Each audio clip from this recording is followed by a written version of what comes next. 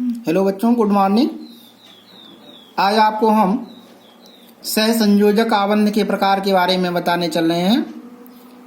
सहसंयोजक आबंध वास्तव में दो प्रकार का होता है, जैसा कि आप जानते हैं। पहला सिग्मा आबंध, दूसरा पाई आबंध। आइए जानते हैं कि सिग्मा आबंध क्या है।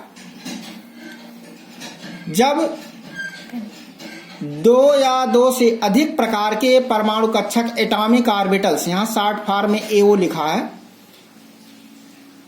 एक ही अक्ष पर सिरों द्वारा अतिव्यापन होकर आबंध यानी बॉन्ड्स बनाते हैं तो उसे सिग्मा बंध कहते हैं। सिग्मा को इस रूप में प्रदर्शित करते हैं। यह सिग्मा आबंध एक प्रबल आबंध होता है। अब आइए देखें कि जब दो एस ऑर्बिटल ओवरलैप करते हैं तो क्या होता है। एक एस ऑर्बिटल यह है, एक एस ऑर्बिटल यह है। देखिए हेड टू हेड यहाँ पर इंटरैक्ट हो गए हैं। इसको हम सिग्मा आबंध कहते हैं। यस यस के अतिव्यापन से यहाँ पर हुआ है। और जैसे हाइड्रोजन मॉलिक्यूल में इस तरीके का यस यस अतिव्यापन प्रदर्शित होता है। इसी प्रकार एस और पी की ओवरलैपिंग से यहाँ पर आप देख रहे हैं कि एस पी ओवरलैपिंग का सिग्मा बॉन्ड बना हुआ है। इसका उदाहरण होता है हाइड्रोजन फ्लोराइड मॉलिक्यूल। इसी प्रकार पीपी ओवरलैपिंग में यहाँ पर आप देख रहे हैं कि दो पी ऑर्बिटल्स ओवरलैप करते हैं हेड टू हेड, तो यहाँ पीपी सिग्मा बनता है, जैसे फ्लोरीन मॉलिक्यूल। आइए जानते हैं पाई बॉन्ड। पाई बॉन्ड जब दो अलग अलग अक्षों पर दो परमाणु कक्षकों का साइड बाय साइड ओवरलैपिंग होता है तो वहां पर पाई बॉन्ड का फॉर्मेशन होता है।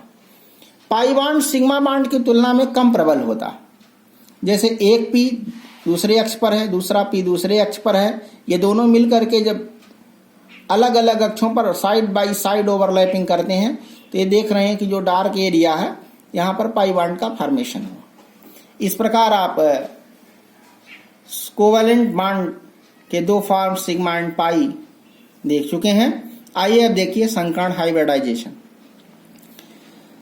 जब किसी परमाणु के ऐसे परमाणु कक्षक जिनकी ऊर्जाओं में थोड़ा अंतर होता है, जब एक साथ मिलकर अपनी ऊर्जा को पुनर्वितरित करते हैं और समान ऊर्जा वाले आकृति के नए परमाणु कक्षक बनाते हैं तो इस प्रक्रम को संकरण कहते हैं। ये निम्न प्रकार के होते हैं, जैसे एसपी संकरण। एसपी संकरण यानी एसपी हाइब्रिडाइजेशन में आपको मालूम होगा कि जब किसी परमाणु के संयोजी कोश से एक एस तथा एक पी ऑर्बिटल हाइब्रिडाइज्ड होकर समान ऊर्जा वाले दो नए ऑर्बिटल का निर्माण करते हैं तो घटना एसपी संकरण कहलाती है और दोनों कक्षक एसपी हाइब्रिड ऑर्बिटल कहलाते हैं। इनके बीच का जो बॉन्ड एंगल होता है वो 180 अंश और मॉलिक्यूलर की जो ज्योमेट्री होती है वो लीनियर होती है। जैसा कि आप यहाँ देखते हैं कि आउटर सेल का एक एस और एक पी, जिसको पीजेड बोलते हैं, ये दोनों आपस में हाइब्रिडाइज्ड होते हैं और ये एसपी हाइब्रिड ऑर्बिटल है, ये भी एसपी हाइब्रिड ऑर्बिटल है। दोनों के बीच का अंतर 180 अंश है। इसके मुख्य उदाहरण होते हैं BF3 तथा C2H2 एक्सेट्रा। इसी प्रकार sp2 हाइब्रिडाइजेशन है।